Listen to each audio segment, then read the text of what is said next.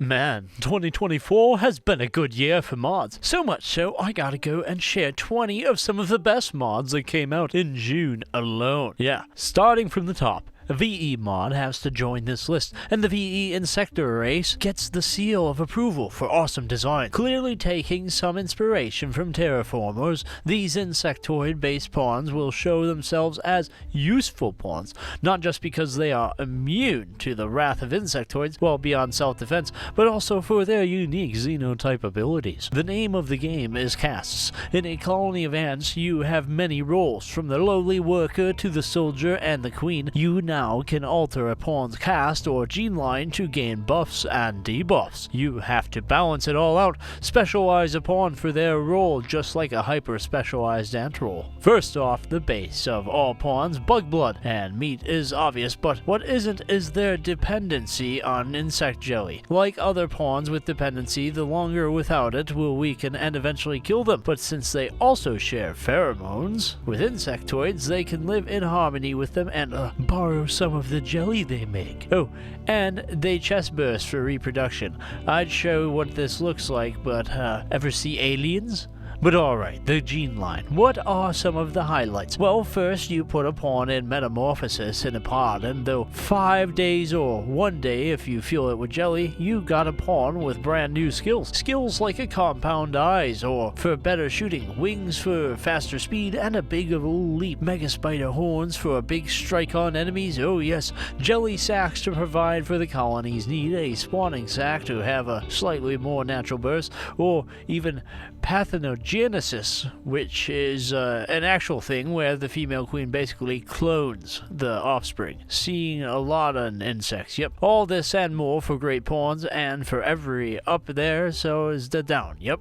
Yep, for every up is a down. You have to take penalties. Things like weakened eyes that practically blind the pawn, being unable to speak, inefficient body parts of variant types, even adding a pollution need or reduced life cycle. Why do stuff like this again? Specialties. If you have an insect caste devoted to research, maybe they can afford to be weakened in defense and don't need it to speak. Warriors don't need intelligence, just high armor, wings, and better, sharper, fewer claws, yes. And the queen, well, that goes without saying how important they are. It's all a balancing act. But you can learn all this with the new start being an infested ship crash of insector pawns of colonists trying to survive. Oh, and if you get a wanderer, don't be surprised if suddenly he drops dead and you have a little lava to take care of. Yup. Do I recommend this race and base game? Yeah, I really do. They feel like they fit in Rimworld and don't feel as insane or specialized. Plus, their ability to not be picked on by insectoids can be super useful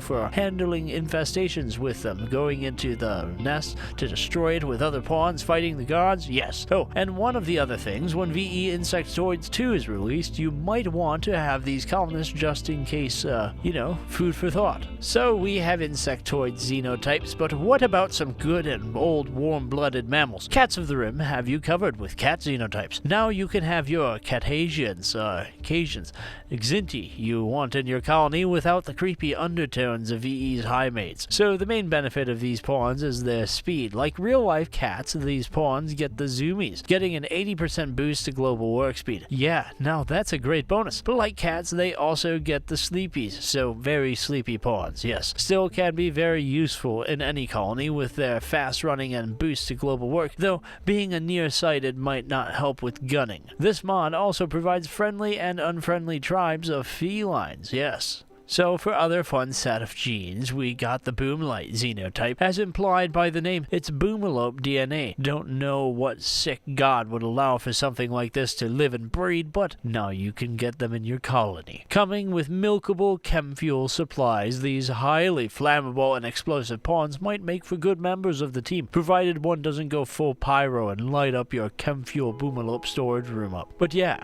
a simple xenotype to mix into your game. Shout out the devs, other xenotypes xenotypes of Chameleon and Cyberlight, 2 other cool xenotypes that mix things up into the world. However, there is one other mod this dev did that deserves its own spot, this random xenotype maker. Now, when you start a new game, the game will create new xenotypes for you to discover. I wish this was in the base game, because I love the idea of some random xenotypes that are out there. Maybe they are freaks of nature you arbor, or literally the second coming of the Holy Emperor. We don't know, and that's half the fun. Be as complex or as simple as you like with this one and roll the dice. So for this next one, it's not a visual mod, instead it's one of the sound. The Soundscape Enhanced mod does what you think it does, enhance the sounds of Rimworld. Don't get me wrong, the sounds of Rimworld are classic, but here, listen.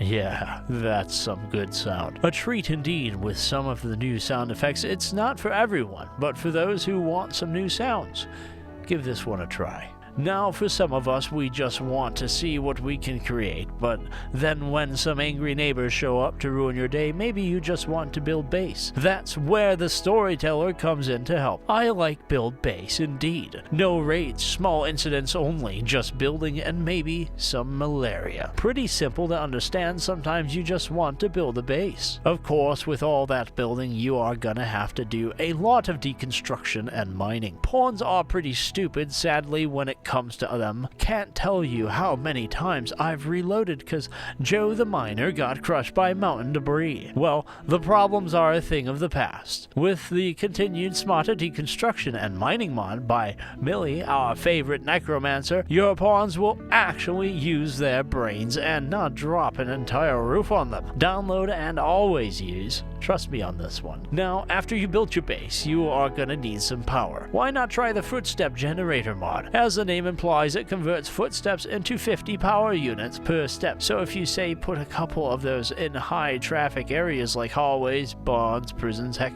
even kill boxes. A cool idea that would be quite a challenge to run an entire base on it, but who knows, people did say that sea ice would be impossible to survive, and now people do it every other week. So now that you have an excess of power, you might want to use it for some hydroponics. However, sometimes you just don't have the space for a proper one. Well, with 2x4 sun lamps is here for the more compact bases. As the name implies, it's 2x4 sun lamps on the ceiling that use less power but provides less light. Still, for smaller farms indoors, it could be a good start to bases. Plus, lower power cost means you can focus on a few good crops and use that power for more important things like meat hunting. I do like it, and I like the fact that they are on the ceiling, making it look like proper hydroponic lights. Now then, you got a bunch of supplies you want to trade from all your base building and food collecting. Now you got a caravan. However, since you got so much stuff, it's gonna be a bit just to load it. Real talk, I hate this sometimes since all it takes is one member of the group to mental break and boom, you gotta start one another day. Very frustrating. The off-map caravan loading mod is a solution to this. Having the pawns leave the map and load off the map, basically pausing them and taking time to get everything set. So around the same time to do a caravan, but without the hoping pawns don't freak out from normal caravanning. Might actually do caravan runs with this mod now. Of course, if you are sending people out to trade, your base is going to be undefended. Why not Dryads? Especially with the Justice for Dryads mod that works to enhance the Dryad mechanics and ideology. So rather than working to keep a constant flow of connection to the tree, you instead build it up and then pay to summon Dryads. They also only take 3 days to morph. Dryads now don't despawn from a lack of connections, however, they will after a year. Not to mention, you can only have 3 Dryads per tree, 4 if you have this tree connection ideology meme. As a bonus, you can get 2 rituals to pay connection to spawn in fully grown berries and heal root.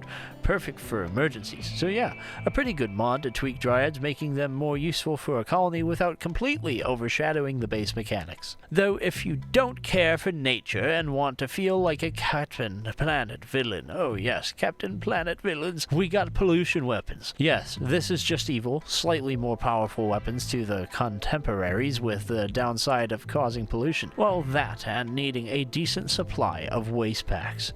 Stuff like the railgun can wreck targets from afar, shotgun for close range, oh, and a friggin' pollution sprayer that inflicts terrible acid damage on foes and summons the hive. Combo that with with the Insector xenotype for extra evil, though the most powerful weapon is the pollution bomb. You can't mortar it, so yeah, find your worst slave and pass it over to them. Look at it this way, they technically will be freed of servitude after using it. If you want to do an evil playthrough with Insectors or Wasters, this might be the weapon mod for you to really sell the whole pollution shtick. For more evil, let's go to the kitchen. No, we aren't going long pork ribs. Nope, gonna pull out a Dickens classic in the form of a gruel.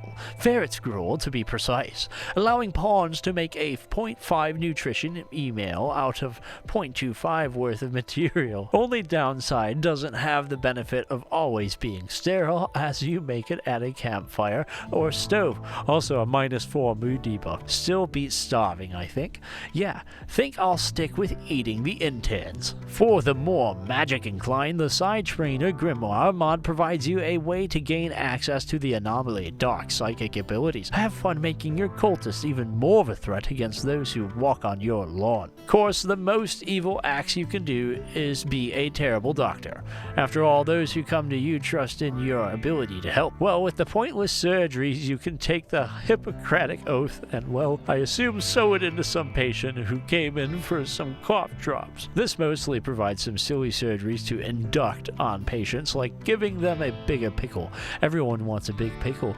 Impresses the ladies. Perhaps using some prayer. After all, so maybe Randy might like that pawn with type 3 cancer in the pickle to see him through. Healing crystals are great for accessorizing a patient, and if they don't make it, also good for coffins.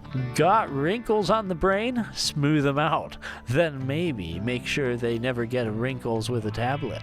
Plenty of home remedies too. Yayo, beer and herbal medicine all in one tasty drink. I call it a heart attack. And the best surgery of all, Destiny Manifester. Implant an anti-grain warhead and 500 chem fuel into that lucky pawn, and they will feel like a Texan. Of course, make sure plenty of chem fuel is out on the map, or they might get cranky. Best part, you get to unleash the Manifest Destiny on the map. Go on, do it. I know you want to. Yeah, for real, this is a hilarious joke mod. Maybe work, maybe they don't. But hey, at least we got plenty of laughs and laughter in the best medicine. Well, that and leeches. But hey, if you have a whole lot of bodies, be it from war crimes or just terrible doctoring from good old Dr. Nick, maybe you should get rid of them. They, well, stink up the place. After all, thank you, Mass Graves continued, for returning to us. Because seriously, a giant hole in the ground for all the bodies is surprisingly helpful. Dig it up, drop them in, and forget about them. Well, at least till the undead walk amongst you. Hopefully the graves won't weak open. Oh yes, that'd be bad. Okay, for something a little more useful is the field of medicine, the improvised medkits. Using herbal medicine and fungus, you have the in-between of proper medicine, great for tribals and for keeping a supply of decent medicine in the colony. Simple and useful. Highly recommended over the bloodletting. Then, once you get your doctor skills up, why not improve your pawn's body with implants? Not just any mundane bionics, though still do that. No, I mean the brain implants from Ghost in the Shell. Yeah, those implants to make your boring pawns into super soldiers and thinkers. The Gits Cyberbrain mod includes 23 new implants to put into pawns. Though, given this is literal brain surgery, make sure the pawn doing the surgery is skilled in medicine and crafting to boot. Trust me, don't want to make him brain dead. No. So, you have multiple tiers of cyber brains you can choose from.